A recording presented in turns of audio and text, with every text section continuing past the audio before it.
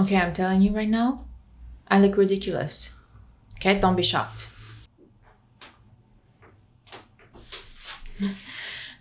I'm trying this thing where I do heatless curls. We'll see how it goes because I tried it before when my hair was much shorter. The result was not consistent at all. But now my hair is a bit longer. I think it's gonna work better. What you do is you take a long sock and you roll your hair around it, and then you just make a little ball with it and you attach it with the hair tie. So I split my hair into 5 sections. We'll see what we can achieve with this, but for now I look ridiculous. I'm doing this because I have a Christmas party later today, so that's why I'm doing this.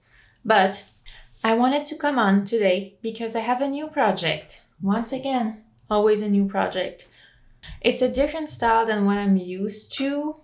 I'm doing some little illustration for a hobby project.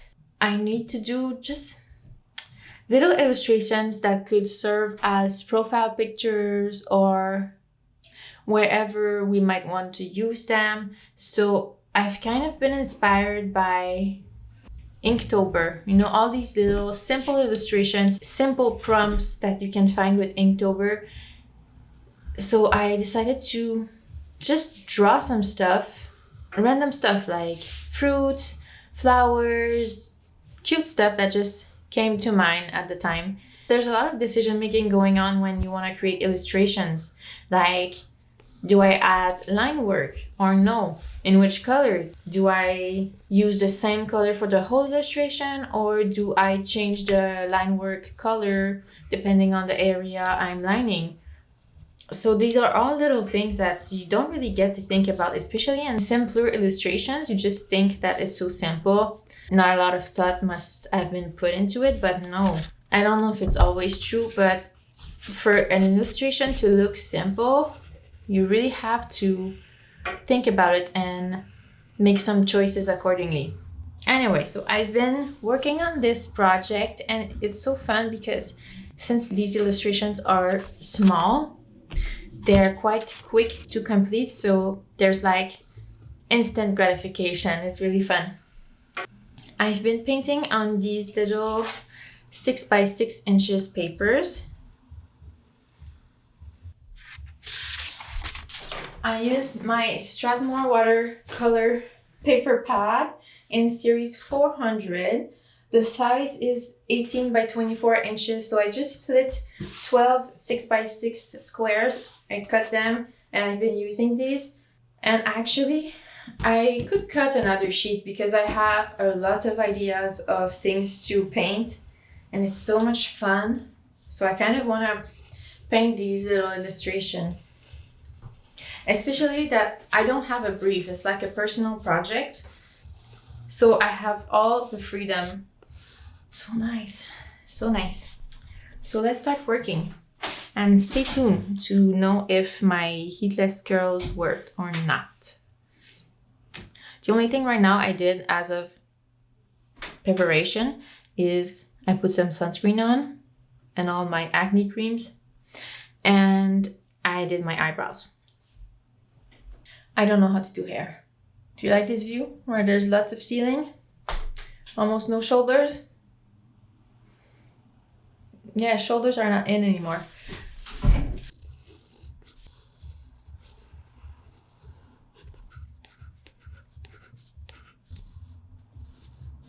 Here are all the sketches that I did. To be honest, it took about 15 minutes tops, I think. I had lots of ideas and I just went with it. I tried to create some imaginary plants and other stuff that is not imaginary.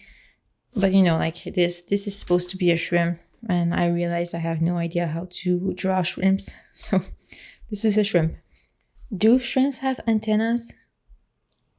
I don't even know. Since I cut only 12 squares, I just picked the 12 paintings that I would like to create. I think when I finish painting the first 12, I would like to create the others as well. But it's just in case I don't have time to do them all, at least I will have created 12 paintings that I really wanted to create. I like them all. I really do. So I'm super excited. We're gonna start working.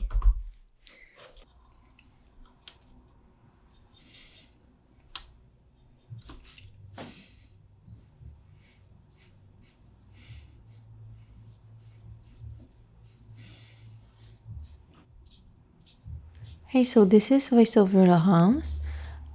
Long time no see.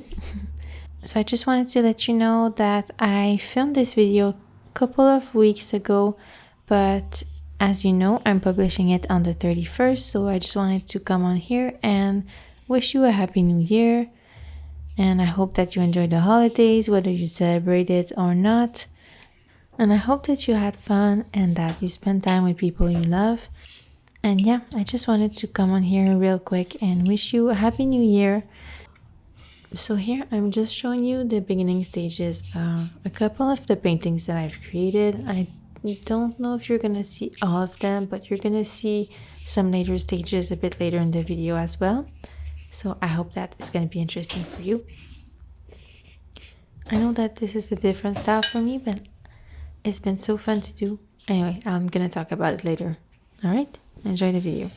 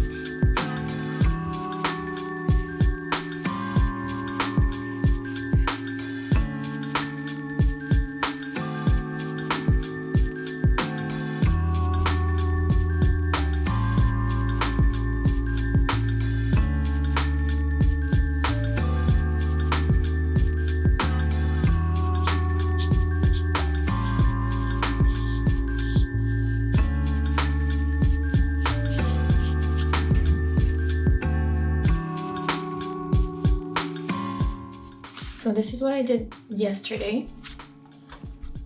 I just did the first layer, so now I need to add some details. Sometimes I had to wait for areas to dry before continuing with the rest.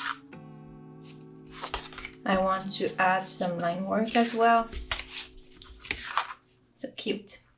And I also have a couple of other paintings that I haven't started yet. So we will continue.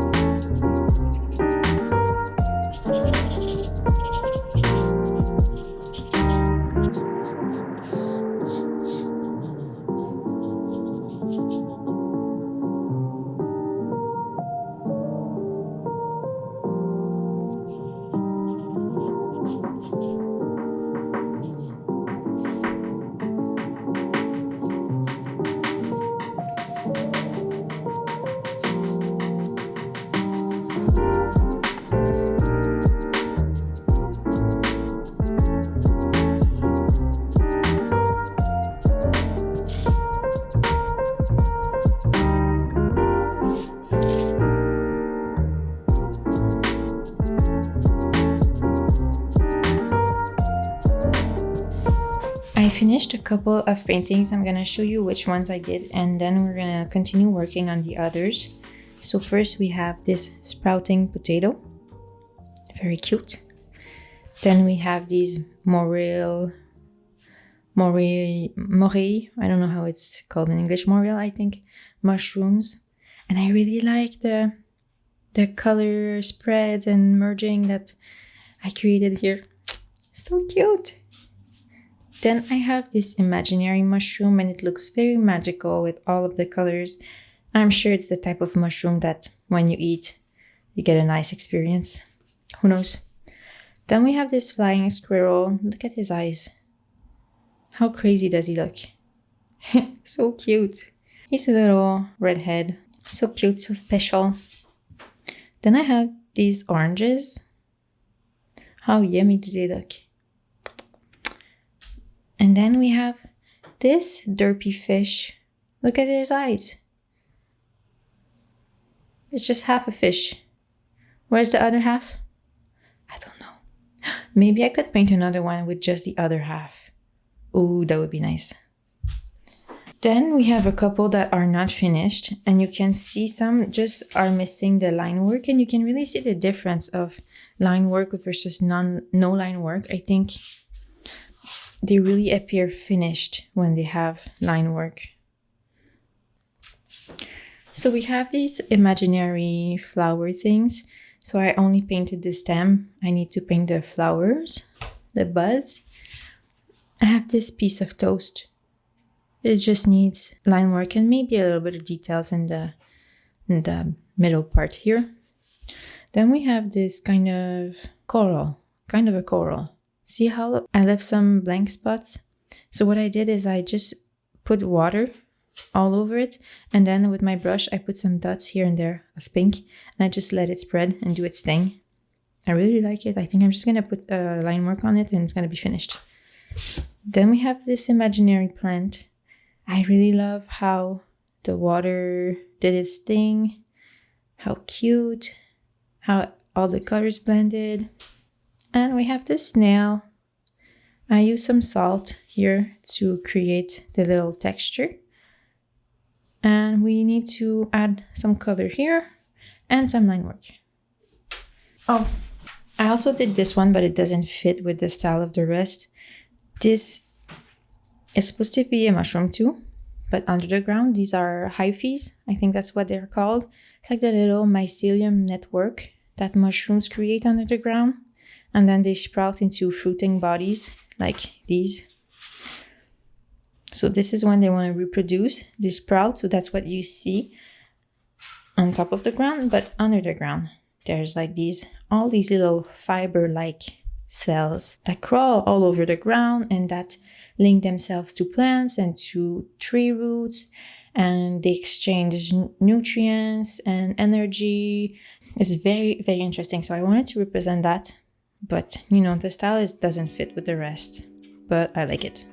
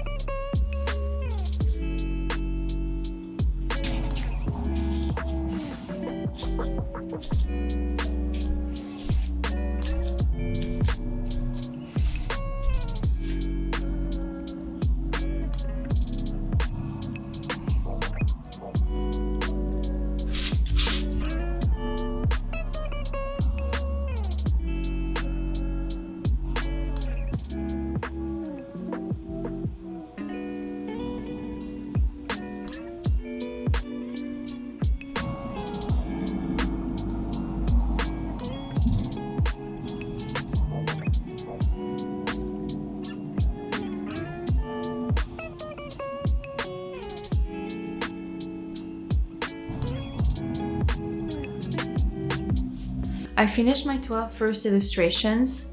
Now what I want to do is send them into Procreate. So I was thinking, to get the best resolution, I think I'm going to try to scan them first.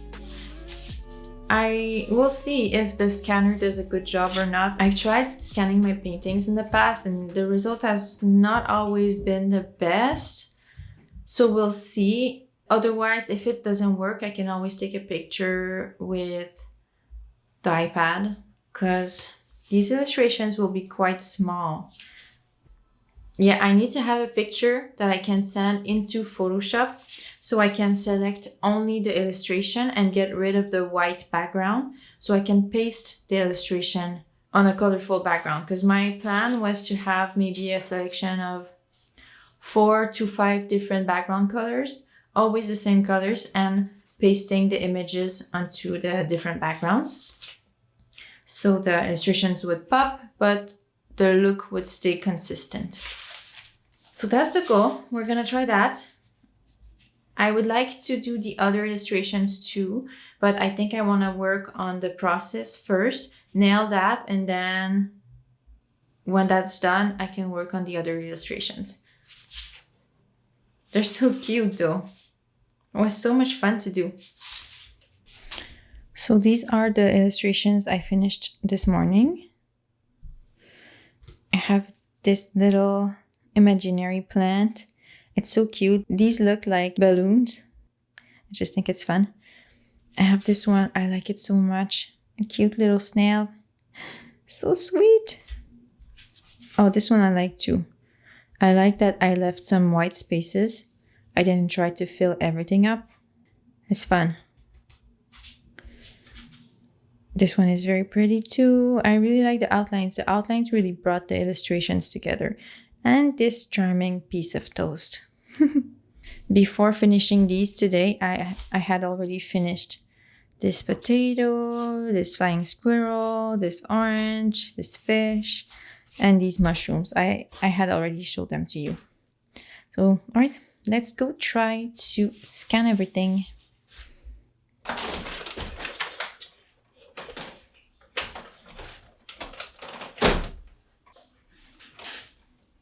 So what I did is that I used my scanner to scan my images.